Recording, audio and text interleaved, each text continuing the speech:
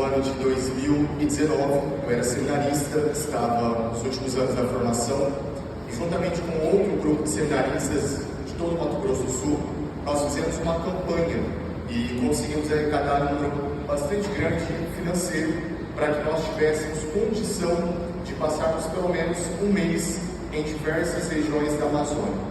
Em janeiro do ano de 2020, nós fomos então 33 seminaristas, 2 bispos, 6 padres e 5 leigos para a Amazônia. Nós ficamos na região de Borba, nós dividimos em 5 setores, e dentro desses 5 setores, então, eu fiquei na região do Canumã. Para chegar, seja então até a Amazônia, Manaus, nós fomos de avião. Depois de Manaus até Borba, nós saímos de madrugada e fomos então de lancha, que seria um pouco mais rápido do que o avião ou o barco que geralmente as pessoas cotidianamente usam. O barco são 12 horas de lancha, foram 8 horas de lancha, até chegar então à região do Canumã, ou melhor, até a região da Primazia, na época, hoje diocese de Borba.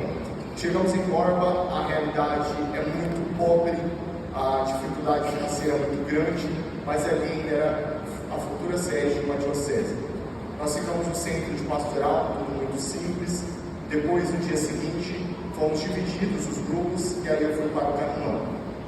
Dormimos no chão, era o que tinha, era um colchão, uma coisa do tipo. E seja para fazer esses transportes de barco, o que fosse, era com o dinheiro que nós tínhamos arrecadado, fazendo a campanha financeira durante um ano anterior para conseguirmos instalar.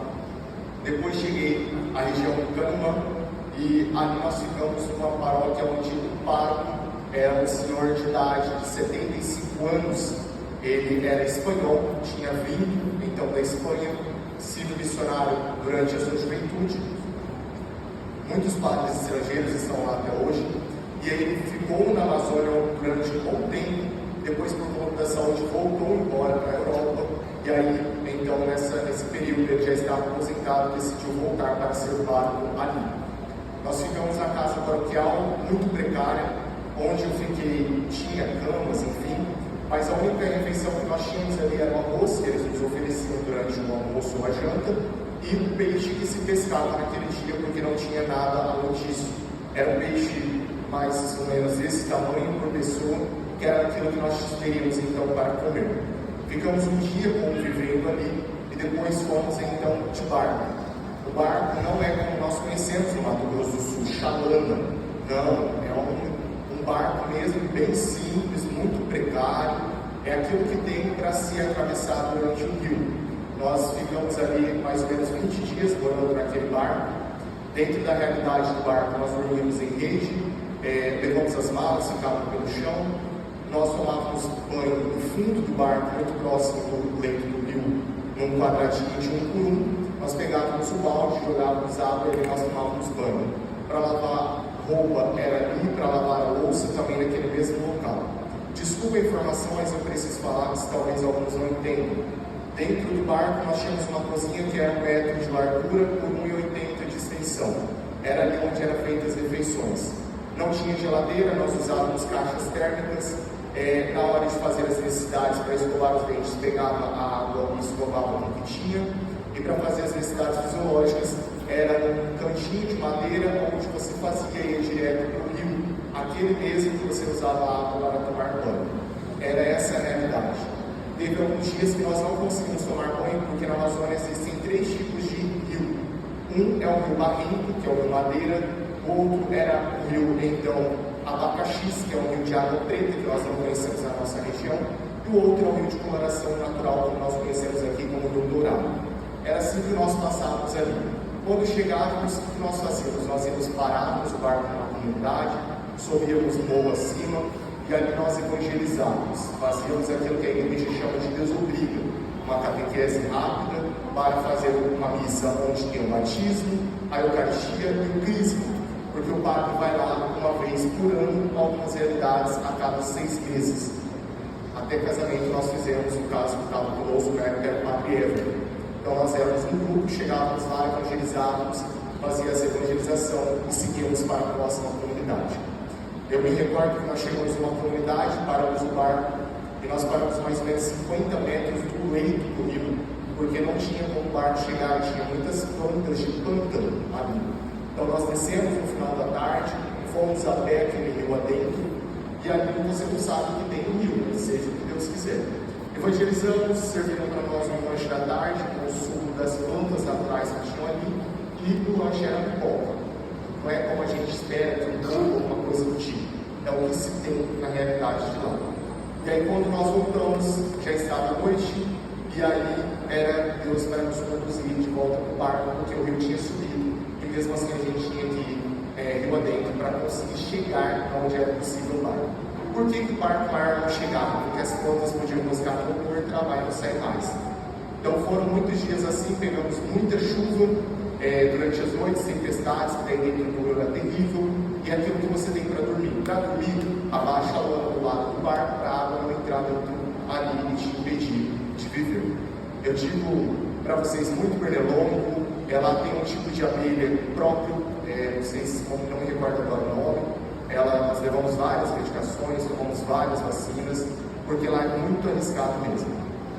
Na cidade, vamos dizer, mais simples que era Caminhão, eles não tinham ruas, até mesmo porque se tem cada um ou dois ali, a maioria nova, e todas essas motos passam por uma pinguela saindo do barco para chegar até a margem. A realidade é muito pobre, o esgoto corre a céu aberto.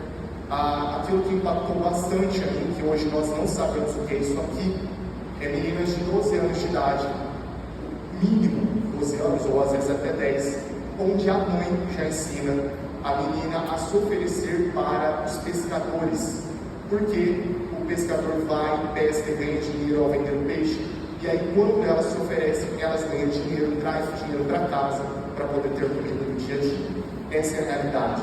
As meninas se ofereciam abertamente a todos os homens para verdadeiramente ter dinheiro para comprar comida para casa. É uma realidade completamente diferente. Tudo que se faz é por barco, não é como nós pensamos aqui, por estrada, rua, nada disso. Carro raramente se vê.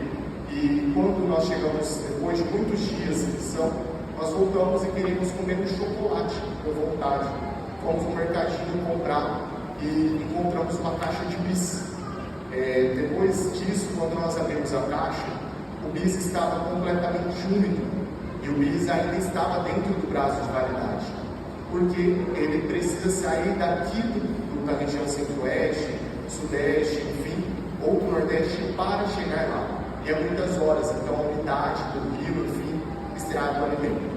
E aí eles não conhecem provavelmente o sabor daquilo que nós conhecemos, e é o que é a realidade deles.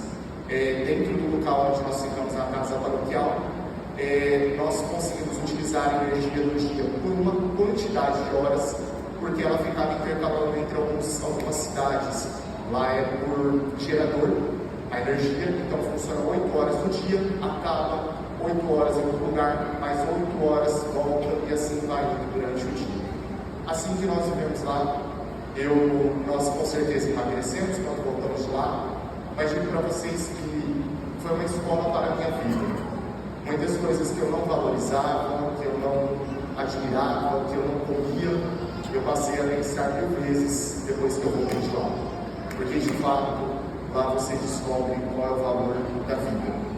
E lá a evangelização é muito custosa, porque ao mesmo tempo está o tráfico, a prostituição e tantas realidades difíceis. Lá eles precisam de alimento para comer, e não só do espiritual. Eu entrei muitos choques do que é aquilo que nós acreditamos. E hoje, a região onde eu estava está sem padre, tem diáconos, o bispo ordenou, porque o padre ficou idoso, ficou muito doente, precisou voltar de novo para a Espanha, e só Deus sabe quando eles vão ter missa de novo.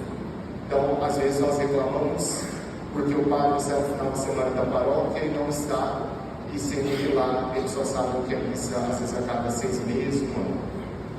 Aí vem o bispo rezar e ficam bravos com o bispo, né? Então, resumindo, é um pouquinho disso. Se você quiser ver o que eu vivi, eu deixei até hoje, está lá no meu Instagram, no final está escrito nos destaques da Amazônia. Lá tem relatos, lá tem foto, lá tem vídeo. Você vai poder descobrir um pouquinho do que eu vivenciei nessa experiência. Obrigado. Salve então para a Giovanni.